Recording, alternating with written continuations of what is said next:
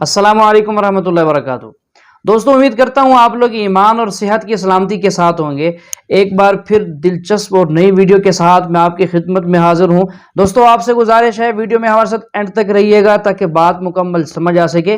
Video को like और share करना बिल्कुल ना भूलिएगा और कमेंट में ज़रूर बताइएगा वीडियो कैसी लगी, और अगर आप नए हैं तो हमारे चैनल को सब्सक्राइब भी ज़रूर कीजिएगा। एक्चुअली मेरी कोरिया की एक फ्रेंड है, साउथ कोरिया की, और उसका कहना है कि यार ये बताओ, आपके भारत में ही सारे ईश्वर और देवता हैं क्या? हमारे मतलब उसका कहना है कि हमारा जो भारत है 2.5% पूरे वर्ल्ड में कवर करता है। तो ऐसा क्यों कि सिर्फ भारत में ही बोले जाते कि इतने करोड़ों मंदिर हैं और करोड़ों देवता हैं, तो हमारा क्या? भगवान की व्यापकता तो सब जगह, हरि व्यापक सर्वत्र समाना। चाहे अमेरिका हो, लंदन हो, जापान हो, पेरिस हो, कहीं हो, जर्मनी हो, इटली हो, कहीं हो, भगवान सब जगह है। और भगवान का भक्त जो जहाँ से पुकारेगा भगवान वहाँ है। हर देश को देश कहा जाता है, एक भारत को ही माँ कहा जाता है। भारत माता माँ क्यों कहा जाता है? क्योंकि जहाँ माँ होगी वहीं तो राम और कृष्ण जैसा बेटा होगा। कुछ इंसान मानते हैं कि भगवान रजनीश खुदा है। क्वेश्चन आंसर के वक्त, सवाल जवाब के वक्त एक हिंदू भाई मुझसे कहा कि हम हिंदू नहीं मानते कि भगवान रजनीश खुदा है। मैंने कभी भी नहीं कहा कि हिंदू मानते हैं कि भगवान रजनीश खुदा है। मैंने कहा कुछ इंसान मानते हैं और समझते हैं कि भगवान रजनीश खुदा है। मैंने हिंदू मज़हब की किताबों का मुताला किया है, कई भी हिंदू मज़हब की किताब में नहीं लिखा है कि भगवान रजनीश खुदा है, लेकिन फिर भी कई इंसान मानते हैं कि भगवान रजनीश खुदा है।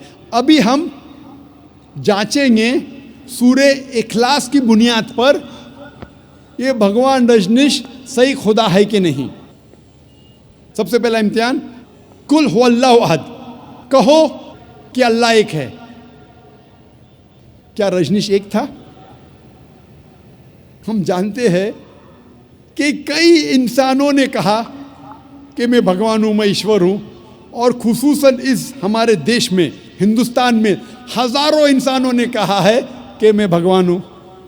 रजनीश एक वाहिद इंसान नहीं है जिसने कहा कि मैं भगवान हूँ। फिर भी एक रजनीश भक्त कहेगा कि रजनीश यूनिक है, इलायदा है। ठीक है, हम जाते दूसरे इम्तिहान पर। दूसरा इम्तिहान है, दूसरी आयत, अल्लाह समद, अल्लाह जो बेनियाज है। क्या भगवान रजनीश बेनियाज था? हम जब भगवान रजनीश की आत्मा कथा पढ़ते हैं उसमें लिखा है कि भगवान रजनीश को अस्थमा की बीमारी थी, भगवान रजनीश को डायबिटीज़ मेलाइटिस था, उसको रीढ़ की हड्डी की बीमारी थी। आप सोच सकते खुदा को अस्थमा था, डायबिटीज़ मेलाइटिस थी, रीढ़ की हड्डी की बीमारी थी। तीसरा इम्तिहान, तीसरी आयत, लम यलिद वलम युलद, ना वो किसी को जनता है ना किसी से जना है, ना वो किसी का वालिद है ना उसका कोई बेटा है। हम जानते हैं कि रजनीश मध्य प्रदेश के एक गांव में पैदा हुआ। उसके वालिद भी थे, वालदा भी थी। 1981 में रजनीश जाता है यूएसए, अमेरिका, और वहाँ हज़ारों अमेरिकनों को बेवकूफ़ बनाता है। और एक स्टेट में जिसका नाम था ओरेगॉन, वो अपना एक गांव कायम करता है जिसे कहा जाता था रजनीशपुरम। बाद में अमेरिकन गवर्नमेंट रजनीश को गिरफ्तार करती है और डालती है जेल में। और रजनीश कहता है कि अमेरिकन गवर्नमेंट ने मुझे स्लो पॉइजन दिया। स्लो पॉइजन, आप सोच सकते हैं खुदा को कोई स्लो पॉइजन कर रहा है, खुदा को कोई धीरे धीरे जहर दे रहा है। और 1985 में, 1985 में अमेरिकन गवर्नमेंट रजनीश को यूएसए के बाहर निकालती है और फिर से रजनीश आ जाता है हिंदुस्तान में और जाता है फिर से पूना में अपने सेंटर में जिसका नाम था रजनीश नियो संन्यास। और बाद में उसका नाम बदला जाता है ओशो कम्यून।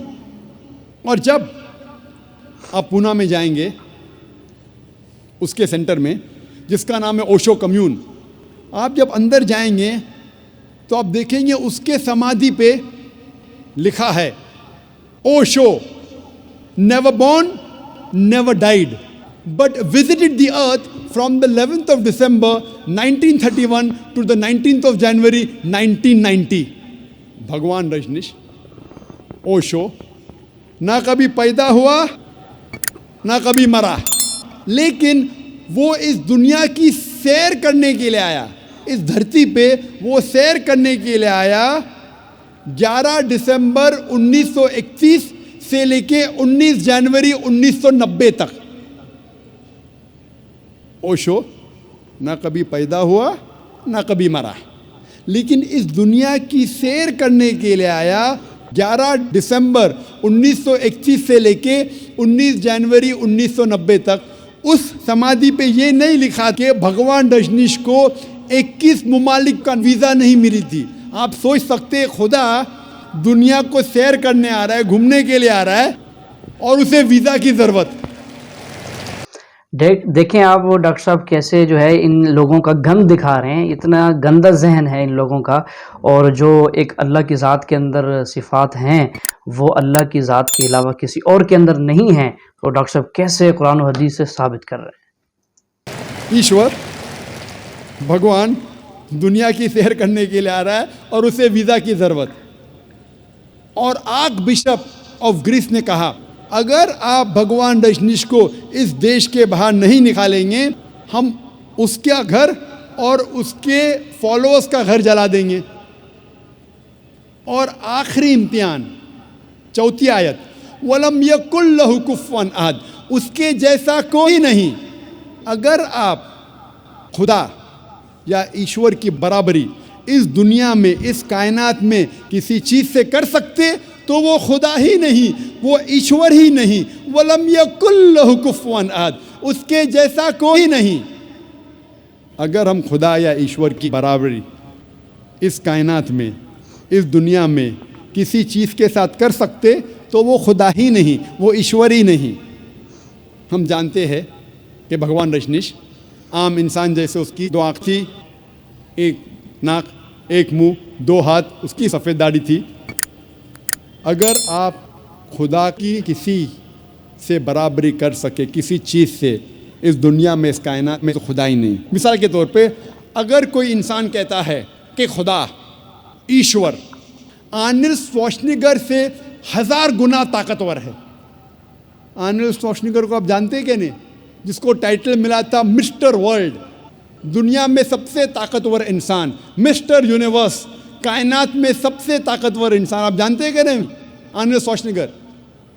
अगर कोई इंसान कहता है कि खुदा, ईश्वर आर्नल्ड श्वार्ज़नेगर से 1000 गुना ज़्यादा ताकतवर है, अगर आप खुदा की बराबरी किसी से भी कर सके, किसी भी चीज़ से कर सके इस दुनिया में, इस कायनात में, चाहे आर्नल्ड श्वार्ज़नेगर हो, चाहे दारा सिंह हो, चाहे किंग कॉन्ग हो, चाहे 1000 गुना हो या लाख गुना हो, अगर आप खुदा या ईश्वर की बराबरी किसी चीज़ इस कायनात या दुनिया में कर सके तो वो खुदा ही नहीं। वलम यकुल लहु कुफुवन अहद, उसके जैसा कोई नहीं है। ये था मुख्तसरन खुदा का तसव्वुर इस्लाम में। और मैं कहना चाहता हूँ कि जितने सामान्य लोग हैं, मेरे बुज़ुर्गों, मेरे अजीज़ भाइयों और बहनों, चाहे आप मुसलमान या गैर मुसलमान हो, आप जिस ईश्वर, जिस खुदा की इबादत करते हैं, उस खुदा, उस ईश्वर को इन 4 आयतों से उस ईश्वर को जांचो।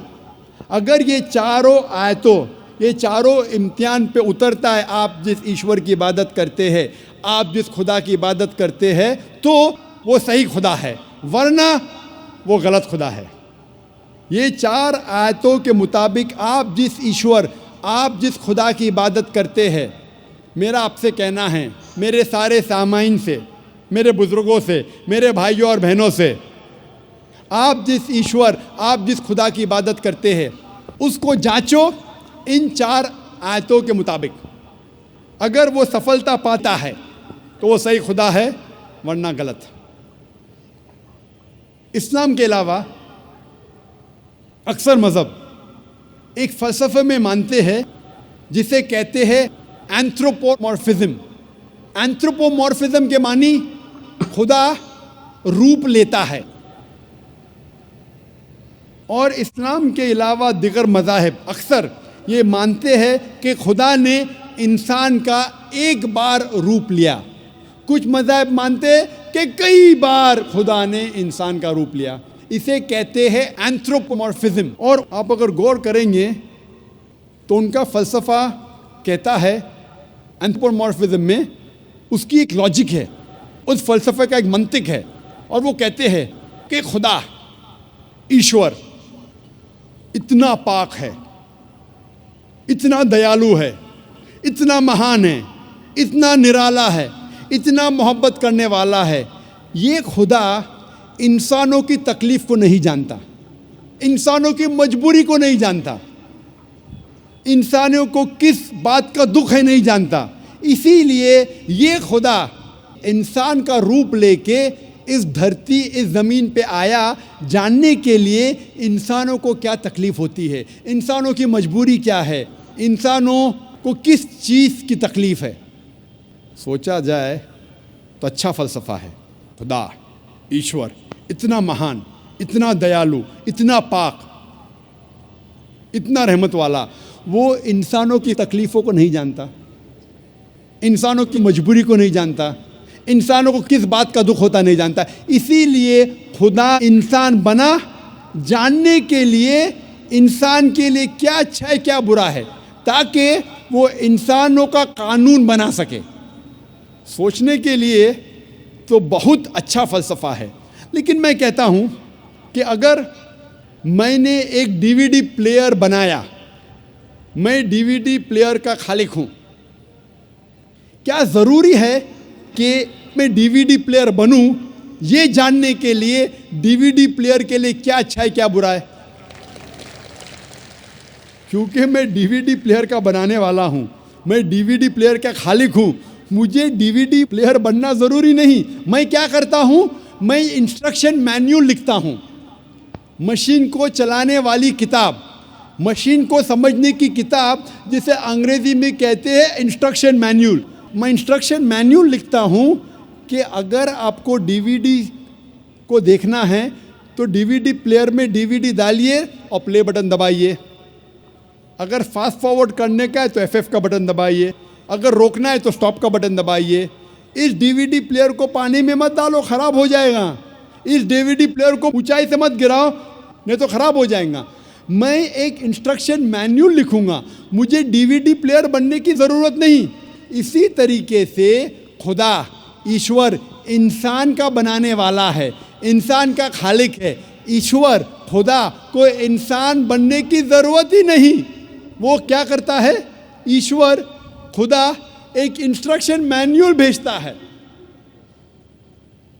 इंसान को किस तरीके से ज़िंदगी बसर करना चाहिए, क्या चीज़ उसके लिए हलाल है, क्या चीज़ उसके लिए जायज़ है, क्या चीज़ उसके लिए हराम है, किस चीज़ की ममानियत है। उसे इंसान बनने की ज़रूरत नहीं, वो भेजता है इंस्ट्रक्शन मैन्यूल। और इंसानों का आखिरी इंस्ट्रक्शन मैन्यूल, इंसान को अगर कहेंगे कि मशीन, वो सबसे बेहतरीन मशीन है, उसके लिए इंस्ट्रक्शन मैन्यूल की बहुत ज़रूरत है।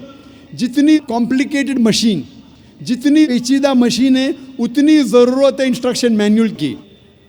अगर आप मुझे इजाज़त देंगे इंसान को मशीन कहने की, तो आप ये कबूल करेंगे कि सबसे पेचीदा मशीन इस कायनात में वो है इंसान। तो इंसान के लिए इंस्ट्रक्शन मैन्यूल की ज़रूरत नहीं। खुदा की आखिरी भेजी गई इंस्ट्रक्शन मैन्यूल इंसान के लिए है, वो है कुरान मजीद।